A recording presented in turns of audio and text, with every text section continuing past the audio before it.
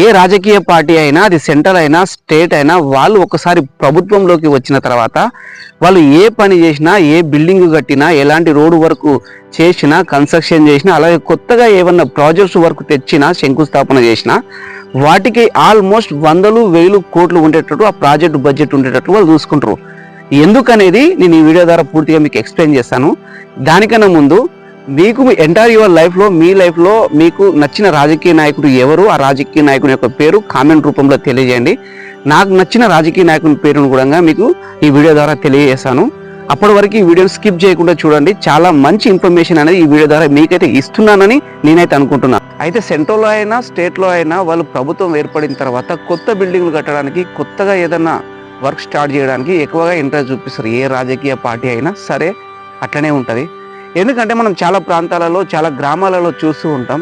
మన గ్రామాలలో అయితే చూస్తుంటాం, ఒక పాతబడ్డ బిల్డింగ్, ప్రభుత్వ బిల్డింగ్ కావచ్చు, లేకుంటే ఎంఆర్ఓ ఆఫీస్ కావచ్చు, ఎంపీడీఓ ఆఫీస్ కావచ్చు, పోలీస్ స్టేషన్ కావచ్చు, హాస్పిటల్ కావచ్చు, లేకుంటే ఇంకా ఏదైనా సరే చాలా బిల్డింగ్లు ఎలాంటి పని లేకుండా ఖాళీగా ఉన్న బిల్డింగ్లు చాలా ఉన్నాయి.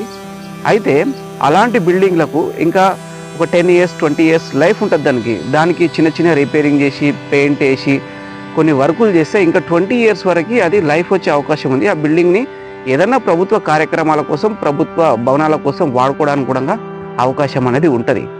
కానీ మన రాజకీయ నాయకులు ప్రభుత్వం ఏర్పడ్డ తర్వాత వాటిని పక్కన పెట్టి కొత్తగా బిల్డింగ్లు కట్టడానికి ఎక్కువగా ఆశ చూపిస్తారు.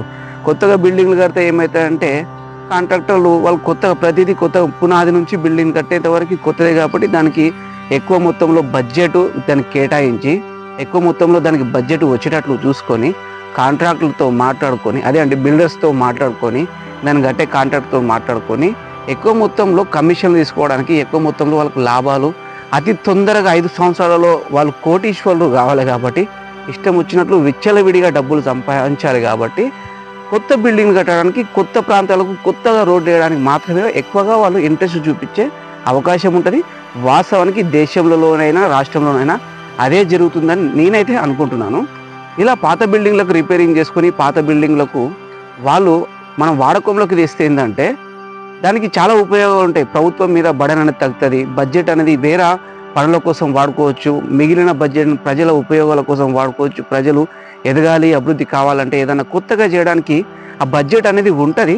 ఆ బడ్జెట్ను చాలా మంచిగా ప్రజల కోసం వాడుకోవచ్చు. కానీ వాళ్ళకు ప్రజల కోసం ఎలాంటి అవసరాలు లేవు. ఎందుకంటే వాళ్ళు 5 సంవత్సరాల లోపు కోటీశ్వరులు కావాలి కాబట్టి అలాంటి బిల్డింగ్ను పక్కన పెడతారు. ఇంకో దరిద్రం ఏంటంటే ఎవరైనా పాత ప్రభుత్వం ఏదైనా డెవలప్మెంట్ కోసం కొన్ని బిల్డింగ్స్ అయినా, కొన్ని ప్రాజెక్టులు అయినా తెస్తే వాటిని పక్కన పడేస్తారు. వీళ్ళు వాటిని పక్కన పడేసి రీడిజైన్ పేరుతోటి, లేదా వాళ్ళకి ఎట్లయితే డబ్బులు వస్తాయో అట్లా ఉపయోగించుకొని కొత్త బిల్డింగ్లకు మాత్రమే శంకుస్థాపన చేయడానికి మాత్రం చాలా ఇంట్రెస్ట్ చూపిస్తారు. ఎందుకంటే వాళ్ళకు ప్రజలతోటి ఎలాంటి పని లేదు. ప్రజల మంచి చెడు కోసం ఎలాంటి ఎందుకంటే పాత బిల్డింగ్లను వాడుకుంటే అదే పాత బిల్డింగ్లు వాడుకున్న డబ్బులను ఏవైతే ఉంటాయో, కొత్త బిల్డింగ్ పెట్టే డబ్బులు ఏవైతే ఉంటాయో ఆ డబ్బులతోటి ఎన్నో అభివృద్ధి పనులు చేయొచ్చు. ఎక్కడ అప్పు లేకుండా, ఎవరి మీద ఎలాంటి భారం చేయకుండా ఎంత మంచిగా అంటే అంత మంచిగా డెవలప్ చేసే అవకాశం ఉంటుంది. అందుకేనేమో నాకు తెలిసి దేశానికి స్వాతంత్రం వచ్చి 79 సంవత్సరాలు అవుతున్నా, తెలంగాణ ఏర్పడి 12 సంవత్సరాలు అవుతున్నా, ఏడేసిన గొంగడి ఆనే ఉందని నేనైతే అనుకున్నాను. ఎందుకంటే చాలా ప్రాంతాలలో ఇప్పటి వరకు కరెంటు లేని ఊళ్ళు ఉన్నాయి. ఇప్పటి వరకు ఊళ్ళకు వెళ్ళడానికి దారి లేని గ్రామాలు ఉన్నాయి. తాగునీటి లేని గ్రామాలు కూడా ఇప్పటికీ కూడా ఉన్నాయి. మనం ఎక్కడైనా ఎత్తే చూస్తాం. చాలా గ్రామాలలో చాలా మంది గుడిసెలు వేసుకొని బ్రతికే ప్రజల్ని కూడా మనం చూస్తున్నాం, కుటుంబాలను కూడా చూస్తున్నాం.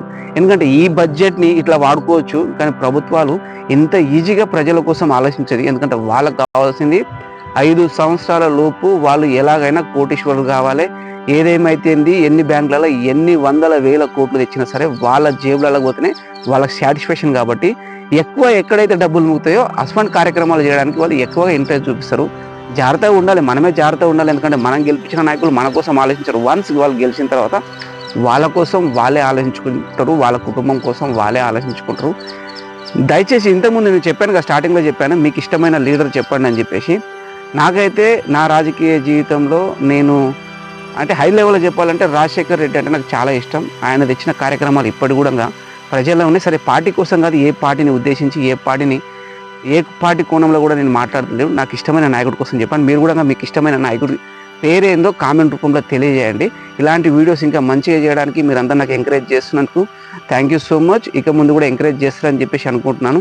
ఈ వీడియో ఎవరైతే చూసిరో వాళ్ళు కొందరు సబ్స్క్రైబ్ చేసుకుని వాళ్ళు సబ్స్క్రైబ్ చేసుకోండి.